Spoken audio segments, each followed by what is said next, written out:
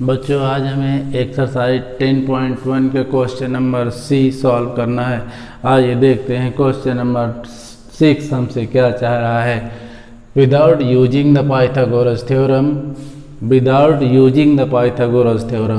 so that point 4, 4, 3, 5 and 1, -1, are the vertex of the right angle।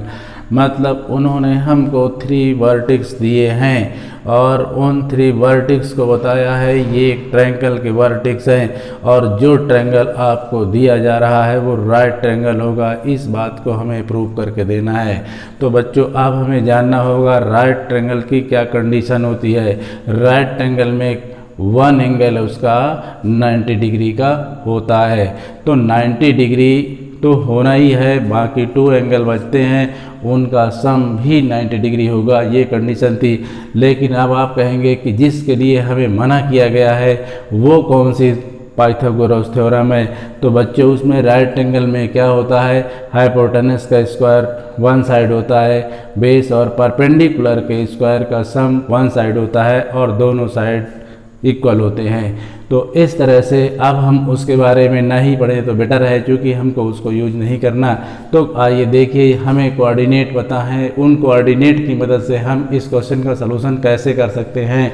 तो पहले आप बनाएंगे इसमें, देखिए फिगर आपने ये बनाया बच्चों, ये रहा आपके पास फिगर।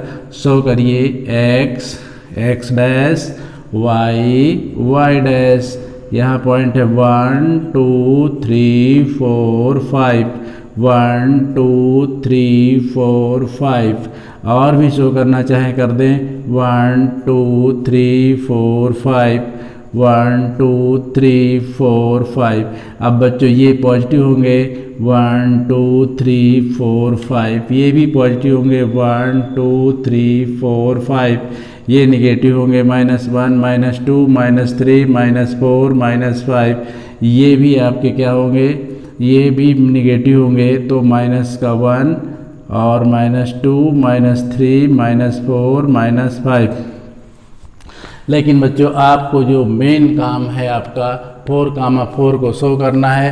तो x पे 4 y पे 4, x पे देखिए बच्चों ये ओरिजिन पॉइंट है और x पे 4 यहाँ तक, y पे 4 यहाँ तक, यानी ये पॉइंट यहाँ पर होगा।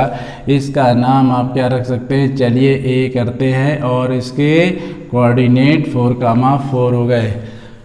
b में 3, 5 दोनों पॉजिटिव फर्स्ट कोऑर्डिनेट में हो गए, x पे 3 y पे 5 यानी कि यहाँ पर होगा, इसको हम b नाम देते हैं और ये हो गया 3, 5।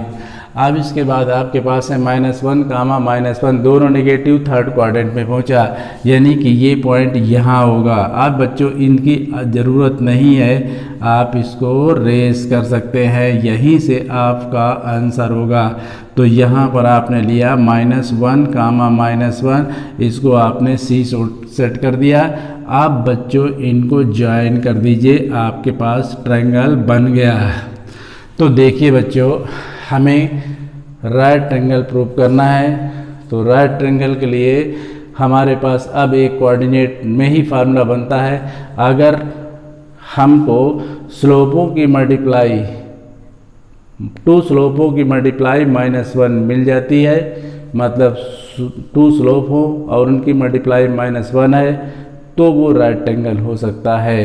तो अब हमको बच्चों स्लोप फाइंड करने के लिए क्या फार्मूले यूज करने चाहिए ये भी जानते हैं। बच्चों स्लोप फाइंड करने के लिए या तो हमको एंगल पता हो या 2 पॉइंट पता हो। हमारे पास यहाँ 2 पॉइंट ही गिवन है, इसलिए हम जो स्लोप फाइंड करेंगे पॉइंट से ही फाइंड करेंगे। तो अब आप देखिए बच्चों आपके पास क्लियर है कि ये एंगल 90 नहीं हो सकता है, ये एंगल 90 नहीं हो सकता, क्योंकि 90 के लिए आप समझ सकते हैं कि वन लाइन अदर लाइन पे परपेंडिकुलर होनी चाहिए। तो ये बात तो आपने कंफर्म कर लिया कि ये राइट एंगल नहीं है। अब इसके लिए आप क्या करेंगे बच्चों, सबसे पहले AB का स्लोप फाइंड करिए।